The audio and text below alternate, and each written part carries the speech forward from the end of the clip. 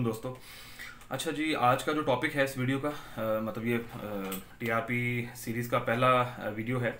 इसमें हम डिस्कस करेंगे what is difference between TRP और परमानेंट रेजिडेंसी। सिर्फ जस्ट छोटी सी वीडियो, इसमें हम सिर्फ कंपैरिजन लेंगे चंद लाइनों का।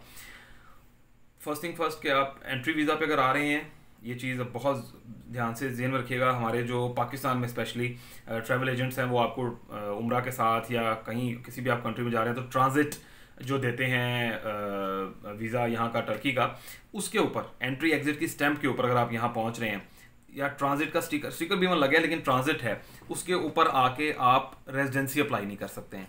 अगर आप कर भी लेंगे तो वो ऑनलाइन तो अप्लाई हो जाएगी, आपके पास फॉर्म भी आ जाएगा, आपको अपॉइंटमेंट टाइम भी मिल जाएगा, लेकिन एट दैट टाइम जब आप इंश्योरेंस और रेंट के एग्रीमेंट और एजेंट्स जो आपको लोगों को शौक भी है पैसे भर के जब आप पहुंचेंगे अपॉइंटमेंट पे, तो वो कहेंगे कि नहीं जी इसके ऊपर तो आप नहीं कर सकते थे, तो एज सुन एज पॉसिबल या 10 दिन का वो एक लेटर दे देते हैं कि विद इन 10 डेज या 15 डेज जो है आप you should leave Turkey.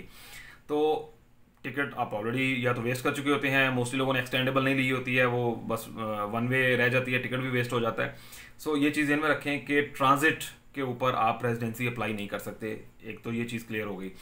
Secondly difference पे अगर हम जो नेक्स्ट चीज़ है कि अब आप रेजिडेंसी शॉर्ट टर्म लेना चाह रहे हैं, आप लॉन्ग टर्म रेजिडेंसी रखना चाह रहे हैं, आप उसे परमानेंट रेजिडेंसी में कन्वर्ट करने का सोच रहे हैं, या आप उसे एट द एंड सोचें कि यार ठीक है 5 से 7 साल गुजारें और देन पीआर की तरफ चले जाएं। अब ये मुख्तलिफ चीज़ें सारी, लेकिन हम इन्हें बारी बारी डिस्कस करेंगे। पहली चीज़ कि पीआर में और परमानेंट रेजिडेंसी में क्या फ़र्क है। बहुत लंबी चौड़ी वीडियो नहीं हम इससे बनाएंगे। जो ये है ना TRP, basically temporary resident permit की मद में नहीं ले सकते हम। ये टूरिस्टिक रेजिडेंट परमिट है आपका कि आपको एज ए टूरिस्ट वो 1 साल दे रहे हैं, 6 माह दे रहे हैं।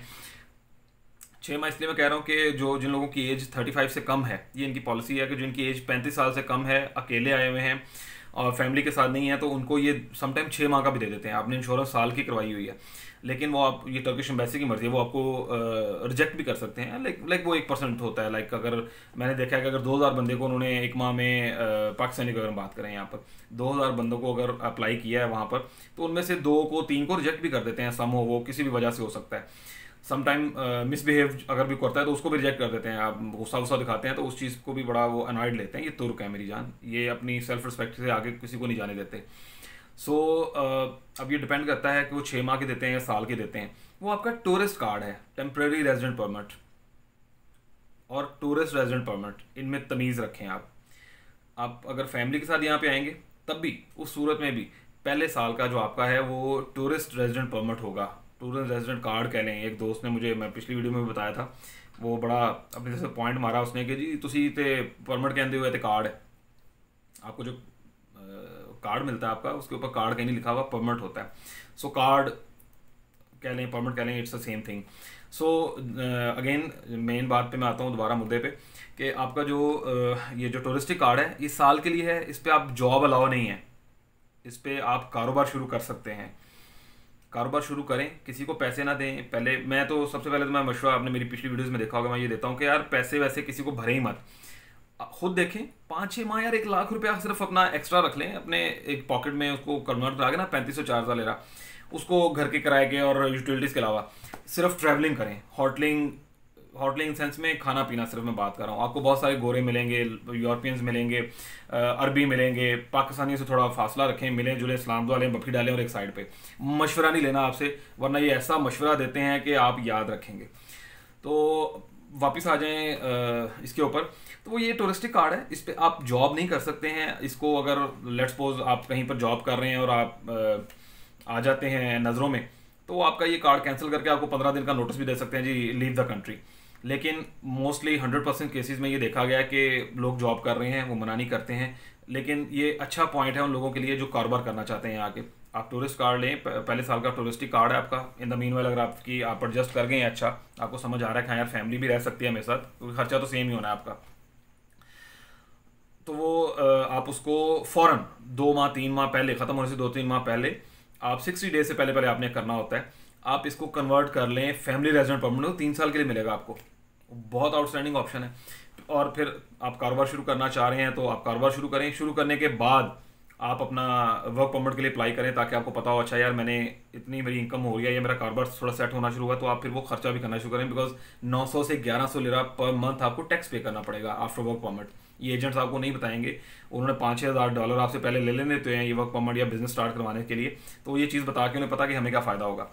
सो ये बहुत सारी चीज़ें वैसे मैंने मतलब शॉर्ट लिस्ट की हुई हैं, लेकिन अभी इस वीडियो को हम मुख्तसर तक रखेंगे।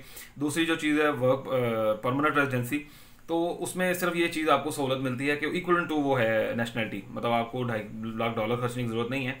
आप 5-6 साल 7 साल गुजारें तो आप उसको परमानेंट में कन्वर्ट कर सकते हैं, या हर मुल्क की ना डिफरेंट पॉलिसीज़ होती हैं। तो आप शॉर्ट टर्म और परमानेंट रेजिडेंसी को तकसीम या तफरीक उनमें यही रख लें, उनमें तमीज़ इस तरह से कर सकते हैं कि डिफरेंट कंट्रीज़ के डिफरेंट रूल्स हैं। टर्की इस तरह से लेता है कि आपने अगर 6-8 साल गुजारे हुए हैं और आपका अगर बैंक स्टेटमेंट अच्छी है, आपके बैंक में अगर अच्छे पैसे पड़े हुए हैं, कोई आपको यहाँ से कोई रीज़न नहीं मांगता, कोई आपको नहीं कहता जी निकल जाए, आपने सिर्फ अपनी एक्सटेंशन के टाइम पे अपना वो बैंक स्टेटमेंट देते जाए साथ, that's it. So temporary residence में दुनिया की तरह तुर्की नहीं चलता है। कनाडा में आपको प्रॉपर्टी खरीदनी पड़ती है या बिजनेस स्टार्ट करना पड़ता है, या बहुत सी डिफरेंट 12-13 कैटेगरीज उन्होंने दी हुई हैं। यूरोप ने भी ऐसे किया हुआ है कि यूरोपियन कंट्रीज में रहना है तो उनको किस तरह से आप कूप करेंगे। सो सिंपली आप इसमें तमीज़ ये रखें कि आपने पहले साल में जो रेजिडेंट परमिट में और परमानेंट रेजिडेंसी में और जो TRC है, इसमें आप तफरीक ये रखें कि इसको आप पहले साल में सिर्फ पहले साल तक रखते हैं और फिर आप इसे 3 साल के लिए लेते हैं अगर फैमिली है। अगर आप अकेले ही रहना चाह रहे हैं, बहुत से लोग पसंद नहीं करते हैं कि वो अपनी फैमिली को यहाँ लेके आए, हालांकि बेवकूफ़ी है। तो अगर आप फैमिली के साथ रह रहे हैं तो तुर्की की लाइफ बहुत मज़े की है। सो आप उसे कन्वर्ट करेंगे 4 से 5 साल बाद केस करके, या आप वैसे ही 8 साल 7 साल गुजारें तुर्की में, और फिर आप सिंपली जब 7-8 साल का डाटा अपना इकट्ठा रखें एक फ़ाइल में, और 7 साल बाद 6 साल बाद आप पूरी फाइल के साथ परमानेंट रेजिडेंसी की एक एप्लीकेशन लगा के दें कि जी मैं यहीं पर ही सेटल हूँ, ये मेरा सोर्स ऑफ इनकम है, ये मैं इस तरह से सर्वाइव कर रहा हूँ, मेरी अपनी प्रॉपर्टी है। इतनी देर में बंदा प्रॉपर्टी बना लेता है। तुर्की में अगर आप 2 साल रह रहे हैं और आपकी इनकम 2,000 लिरा है तो आप 2 साल के अंदर प्रॉपर्टी खरीद सकते हैं। यहाँ पर 50,000 लेके 1 लाख लिरा तक प्रॉपर्टी मिलती है। ये एजेंट्स या व्लॉगर्स से खासतौर पे, सॉरी यार, आप लोग टूरिस्ट पॉइंट्स पे जाते हैं और फिर आप लोगों को गाइड कर देते हो कि जी यहाँ पर इतने में प्रॉपर्टी मिलती है, ऐसा नहीं है। तुर्की में अगर आप रहते हैं तो आपको पता चलता है यहाँ पर आपको इवन 35,000 लिरा में, 40,000 लिरा में भी अपार्टमेंट मिलता है। माठा होता है, एरिया थोड़ा बैकवर्ड होता है, लेकिन मिलता है। हम पाकिस्तानियों के लिए बहुत है कि अगर आपको 17-18 लाख रुपए में अपार्टमेंट मिल जाए, यार पाकिस्तानी 17-18 लाख रुपए में अगर आपको अपार्टमेंट मिल जाए और क्या चाहिए। लेकिन उसके ऊपर आपको वो PR की तरफ नहीं आप जा सकते। PR के लिए अगर आपने जाना है 4-5 साल में, तो उसके लिए मिनिमम आपकी जो प्रॉपर्टी की वैल्यू है वो 1 करोड़ पाकिस्तानी के करीब होनी चाहिए। $2.5 लाख खर्च के वो अपनी, लेकिन $2.5 लाख में आप बहुत कुछ कारोबार सेट कर सकते हैं यहाँ पर।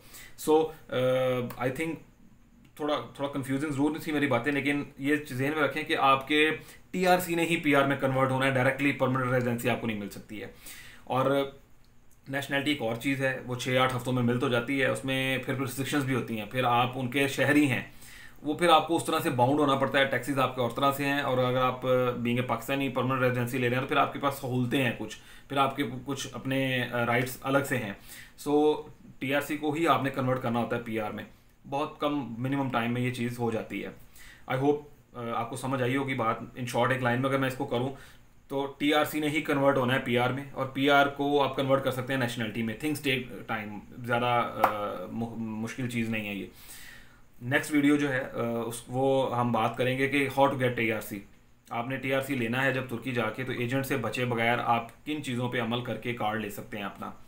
थैंक यू सो मच, जज़ाकल्लाह, अल्लाह हाफिज़।